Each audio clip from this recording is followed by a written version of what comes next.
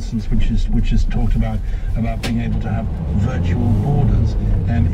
If you take to pieces the arguments that we're somehow going to take back control if we're outside the European Union, you're denounced by one or two of our tabloid newspapers and one or two others as being unpatriotic, as being a traitor, as being an enemy of the people. It's all awful hogwash, and it's going to make us, at the end of the day, I mean, you know, there won't be plagues of locusts, the sun will still come up in the mornings, but at the end of the day, we will be less well off and less influential as a country, and I think young people know that very well. I mean, the Brexiteers, having recognised that people wouldn't go along with the idea of a hard Brexit with an over-the-cliff, onto-the-rocks Brexit, they're now prepared to settle for anything. So it's not a question of no deal is better than a bad deal. The question is, a bad deal is better than still having the possibility with no deal of being inside the European Union. So they're prepared to. Oh, well, it's not looking as quick today, yeah, but it normally is quick. I disagree with absolutely every single thing that Lord Patton just said there. But here's the interesting bit of the story for you. So, former European commissioners get incredibly generous pensions from the European Union, but they are conditional pensions, and they only to continue to receive the pensions provided they uphold the original promise they made to the European Union when they became a commissioner in the first place, to uphold the treaties and the values of the European Union project. So if he was to come out as a Eurosceptic, they would probably stop his pension. And I hope in future, when Lord Patton stands up and speaks in this way in the House of Lords, he declares an interest before he does so. Well, back to the lower house and back to Bercow. It's time Bercow went. I'm sick of his Napoleon complex. He was definitely helping the opposition to take the headlines away from them. As for Emily Thornberry being offended, this woman could stop attack in its tracks with just one look. I'm a Conservative, but I would prefer somebody else to speak, says Margaret in Bolton.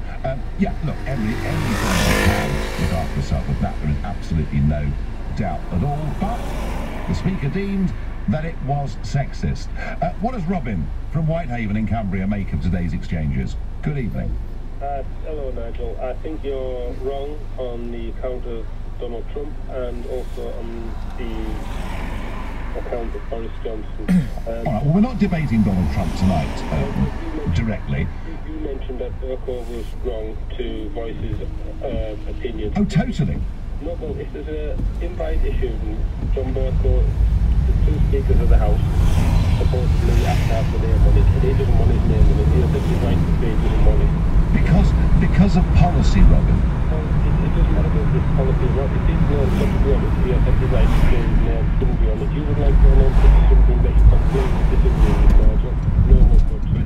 But he gave us. But this isn't a personal thing.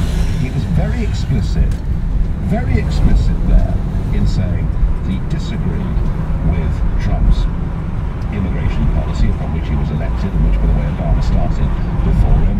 And he then went on in a sort of highfalutin way to basically say that the American president was sexist and racist. I mean, that is breaching any rules, surely, Robin, of impartiality. Well, if he doesn't want his name put to any invite, it's perfectly entitled to not have it. And as for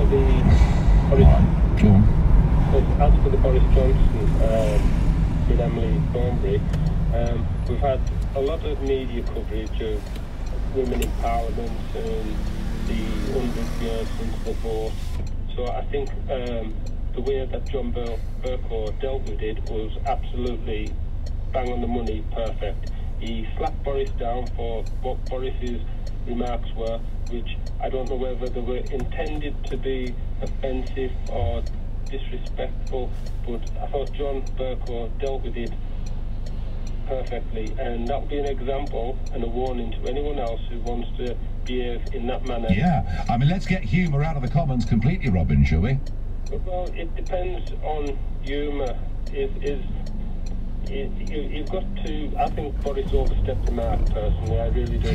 Do you, Robin, I had a caller earlier on, I wonder whether you would agree with this, who took a similar point of view to you, and what he was upset about was the fact that Boris didn't appear to know her, or pretended, I was told, not to know her name. Well, only Boris will know whether he did or didn't know her name. Well, actually, knowing Boris, he probably still won't know the answer to that. But Do you think Boris is the right person to be the foreign secretary if he can't remember someone who sits opposite him every week? well, he wasn't. But I think he remembered her working name or maiden name, choose whichever you wish, of Emily Thornberry. He clearly forgot that she was by married name if she chose to use it, Lady Nugent. Robin, do you think Johnson behaved in a sexist manner today? I don't know whether it was sexist. I don't think it was sexist. All right, so was the speaker